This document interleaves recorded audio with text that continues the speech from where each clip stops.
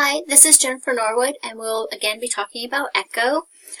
We'll focus on social responsibilities and the financials.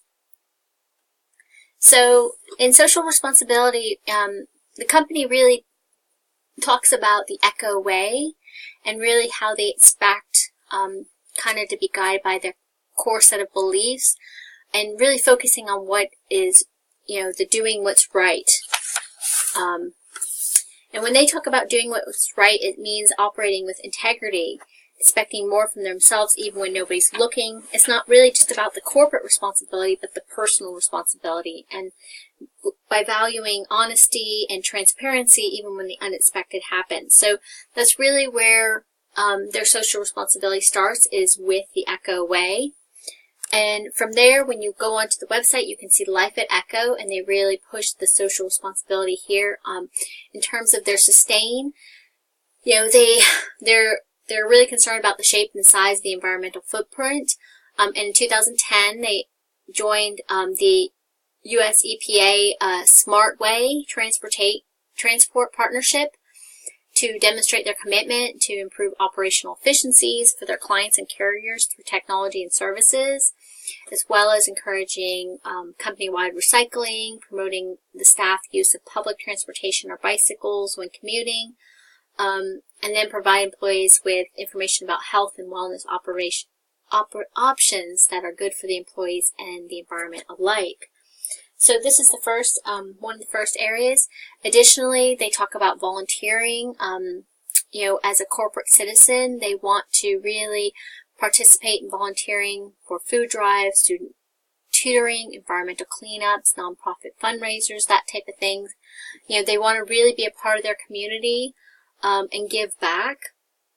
And this one is kind of a little bit hard because most of ECHO staff are salespeople, and they work off a commission. So although they're given time off, they do so at the potential loss of income to themselves. So I don't know how effective it is. I haven't really got that far in terms of looking at my research, but I would think it would be difficult for a company who starts at a lower base salary and then has to make a commission to earn their money. So it's kind of interesting that. Next, they really encourage joining community groups and supporting community groups such as Women in Logistics and ECHO Parents, Pride Team members for the lesbian gay community, military employee interest groups, and veterans. So this is really good that they really would like to see their employees join into these community groups and be a part of the community, as well as give. And they have a platform where they allow employees to make their payroll contributions directly to charities or charities of their choice. And they'll do a match to contribute up to a certain amount. So this is really nice to see that sort of social responsibility. It's not really the traditional sense of the social responsibility for things like environmental reduction and ethics. Hardcore, I think in 2013 was the last time that I viewed that they really had information in the news about their commitment to sort of the environmental or the social responsibility aspect. And since then, they've done really lots of mergers and acquisitions, and I think that has taken the forefront of a lot of their time. That if you go on their website, you can't really see a whole lot more about social responsibility than what is being provided. So I don't think they highlighted as much as they could. Even though they're a non-asset-based company, they can really show how much more they're contributing. So we're going to move on to the financials now, and there. So first we're going to talk about profitability. And so these are the 3 profitability ratios that I calculated. The gross profit is in blue, the operating in orange, and then the profit margin is in gray.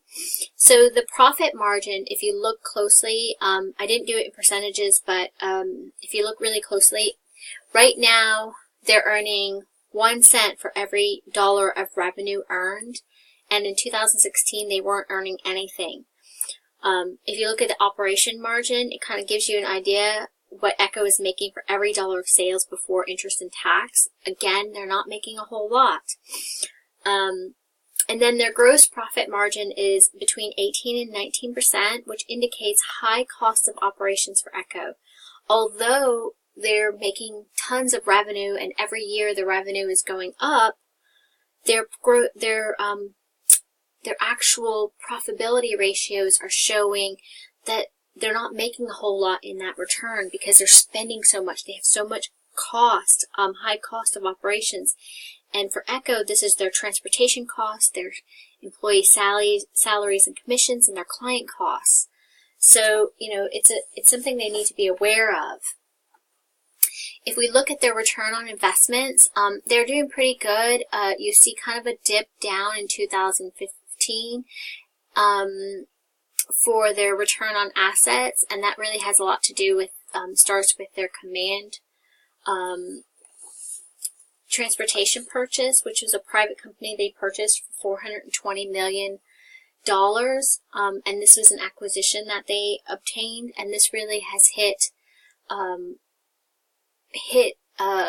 Echo really hard in 2015. But their return on equity is going up, so it's looking really good. It shows that they're pretty efficient at operating with the assets to generate their earnings. In addition, the company's generating profits with money that the shareholders have invested, so they're doing pretty good here, and it's showing the company to be, promisingly financially strong. So, next we'll kind of look at the efficiency ratio, and again, that drop down is when that Command Transportation deal went through. They had also another merger in 2015, but the Command Transportation one was the one that hit the hardest. But you can see here in the efficiency ratio, they have a downward trend.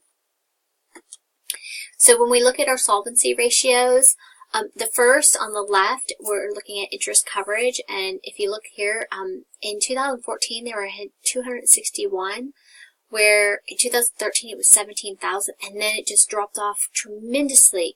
So they weren't really paying any interest in those years, and then suddenly they have to really start paying back, and you see a drastic change in their interest cover ratio, interest coverage ratio here. So, they had the merger, like again, the transportation company, Command Transport, which is a truckload brokerage and transportation provider, and as well as the Express Solutions, which is a transportation brokerage. So they purchased two companies in 2015, and you can see that change right there. Additionally, they had very minimal interest, but their interest payments significantly went up in 2015. Then if you look to the right, the debt of equity to debt of assets is steadily increasing. So, they really want to they really want to focus on that. Kind of talks about the company's investor supplied capital. And, the debt should generally be somewhere between 50 and 80% of the equity. So we're seeing an upward trend, something that they really need to be aware of. And then, if they go above a 1 for the debt to assets, that would show that the company has a negative net worth. So they're doing okay here. It's a slow trend up, but something to be aware of. And then their liquidity ratios. You can see the current and the quick ratio.